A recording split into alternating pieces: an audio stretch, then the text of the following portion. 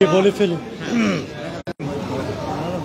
সালাতু ওয়াসসালামু আলা সাইয়্যিদুল মুরসালিন ওয়া আলা আলিহি ওয়া আসহাবিহি আজমাইন।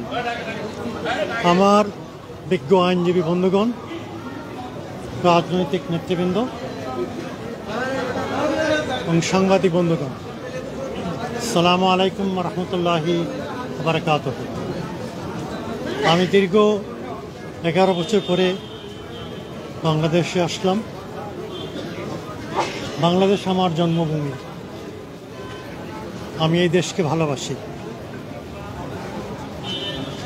এই শহর আমার নিজের শহর,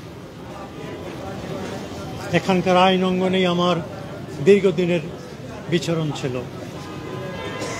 আজকে সুদীর্ঘ 11 বছর পরে এদেশে আসতে পেরে আমি আল্লাহ রাব্বুল আলামিনের শুকরিয়া আদায় করছি। বিমান যখন ঢাকার এয়ার স্পেসে অবতরণ করছিল, তখন আমি স্মরণ করছিলাম সেই সমস্ত তরুণ যুবকদের কথা, যারা সর্বোচ্চ স্যাক্রিফাইস করে আজকে দেশ এবং জাতির জন্য একটি মুক্ত পরিবেশ করে দিয়েছে। জার্মানি থেকে ফ্যাসিবাদকে উচ্ছেদ করার জন্য একটা মহাযুদ্ধের প্রয়োজন হয়েছে। সেই মহাযুদ্ধে তদানীন্তন 3টি বৃহৎ আমেরিকা, সোভিয়েত ইউনিয়ন এবং ব্রিটেন 5 বছর যুদ্ধ করতে হয়েছে। আমাদের এই যুবকরা তাদের বুকের তাজা রক্ত দিয়ে আমাদের জন্য এই স্বাধীনতা এনে দিয়েছে। আজকের এই দিনে আমরা তাদেরকে শ্রদ্ধা ভরে স্বীকার করছি। Without their supreme sacrifices and cool courage, we could not have obtained this independence. কিন্তু আমাদের যুদ্ধ শেষ হয়ে যায়নি।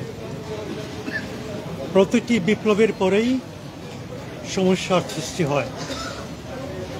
ফ্রেঞ্চ বিপ্লবের পরে হয়েছে, আমেরিকান রিভলিউশনের পরে হয়েছে, শাহের পতনের পরে হয়েছে।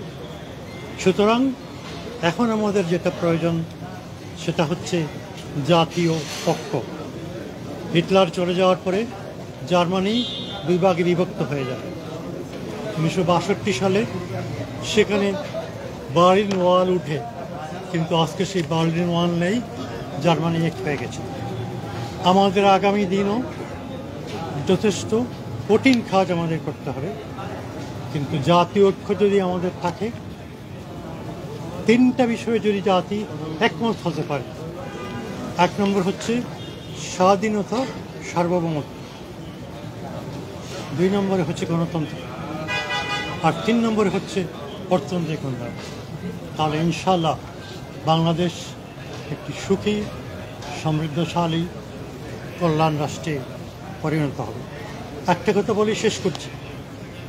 1757 সালে ব্রিটিশ যখন এই দেশে আসে, তখন বাংলাদেশ ছিল দুনিয়ার সবচেয়ে সমৃদ্ধশালী দেশ। পার্টিকুলারলি বিগত সরকার এই দেশের সব কিছু ধ্বংস করে দিয়েছে। সুতরাং আমাদের সবাইকে ঐক্যবদ্ধ থাকতে হবে। এত কষ্ট করে শীতের রাতে আপনারা এসেছেন, আপনাদের সবাইকে আমার অন্তরের অন্তঃস্থল থেকে ধন্যবাদ জানাচ্ছি। আসসালামু আলাইকুম ওয়া রাহমাতুল্লাহি ওয়া বারাকাতুহু। স্যার একটা প্রশ্ন ছিল স্যার। এবং রাজনৈতিক অঙ্গন স্যার কবে আপনাকে ফিরে পাবেন? স্যার রাজনীতির তো আপনি 2টি জায়গা থেকে, জামাত থেকেও আপনি পদত্যাগ করেছেন, এবি পার্টি থেকেও পদত্যাগ করেছেন। তো আপনার আসলে কোনো বিশেষ রাজনৈতিক দল দুটির কোনোটিতে সক্রিয় হওয়ার ইচ্ছা আছে কিনা, বা সেটি কবে থেকে? আমি একজন আইনজীবী, আমি কোর্টরুম ব্যারিস্টার। 1980 সালে আমি ব্যারিস্টার হই। 5 বছর ইংল্যান্ডে প্র্যাকটিস করেছি, তারপরে এখানে ফিরে আসি। অনেক ইম্পর্টেন্ট কেস আমি করেছি। আমার অনেক জুনিয়র এখানে আছেন। ইটিভির কেস, পাবলিক সেফটি অ্যাক্ট, এই সমস্তের মাধ্যমে আইনের অঙ্গনে আমি আমার কন্ট্রিবিউশন রেখেছি। আমি আইনের অঙ্গনে আমার কন্ট্রিবিউশন রাখার চেষ্টা করব। আইনের শাসন একটি অতি বড় জিনিস। বাংলাদেশে যদি আমরা আইনের শাসন প্রতিষ্ঠিত করতে পারি, তাহলে আমাদের রাজনীতি সফল হবে, অর্থনৈতিক উন্নতি হবে। সুতরাং আইন অঙ্গনেই আমার বিচারণ, আইন অঙ্গনেই আমি থাকব। আইনের মাধ্যমে আমি দেশ এবং জাতির খেদমত যতটা আল্লাহ তাআলা আমাকে তৌফিক দেন সেটা করার চেষ্টা করব। তাহলে কি রাজনীতিতে আপনাকে সক্রিয় দেখতে পাবো না, এটা কি বলতে পারি? আমি প্রশ্নের জবাব দিয়ে দিয়েছি। আবারও যদি আমাকে প্রশ্ন করেন, ওটাই রিপিট করতে হবে। তো রিপিট করে repetition would not make my point any clear. আমি কথা বলে দিয়েছি, আইনের অঙ্গনে থেকে এদেশের মানুষের, দেশ এবং জাতির খেদমতে আমি করতে চাই। আপনাদের মনে আছে 2001 সালে পৃথিবী বন্ধ হয়েছিল হাসিনার ফার্স্ট গভর্নমেন্টের সময়।